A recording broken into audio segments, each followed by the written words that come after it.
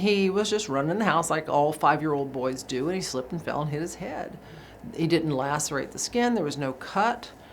He didn't lose consciousness. But he must have really rung his bell pretty hard because he threw up, and the mom just noticed that afterwards he just wasn't quite right.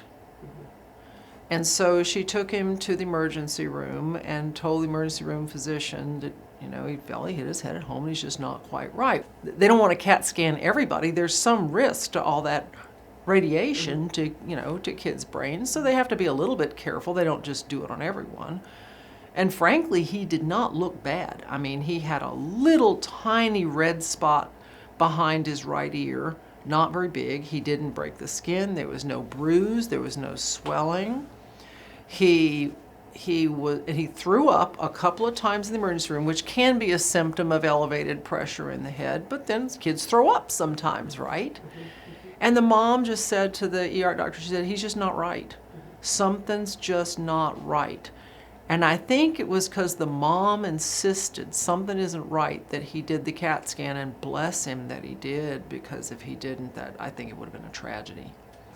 I looked at the CAT scan, and what had happened was he had struck the floor and hit right here behind his right ear, because you could see the little red spot on his skin. What he did was he caused a linear skull fracture right across here, right across his temporal bone, which is the thinnest.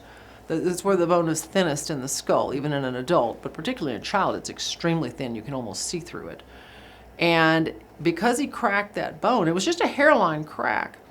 Directly beneath that bone, there is an artery that goes to the dura, which is the covering of the brain. It's not the brain itself, but it's like a membrane that covers the brain. And it had slit that artery. And that artery was causing a big blood clot to develop between the skull and the brain, and it was pressing on the brain, and it would have continued to bleed. So you drill a little hole in the skull, and then you take a drill that looks like it looks almost like a sewing machine, the little foot on a sewing machine, and you slip that little foot under the skull, and you just cut out, literally, a piece of the bone, that big. You pop it out, and out comes all the blood clot that was underneath it. And then you'll see where the fracture went across the artery that goes to the dura. And sure enough, the artery was cut in half, and it was just spouting blood. And I had to actually tie it off with suture to get it to stop bleeding. It was bleeding that bad. That's why I do not believe he would have made it to Portland.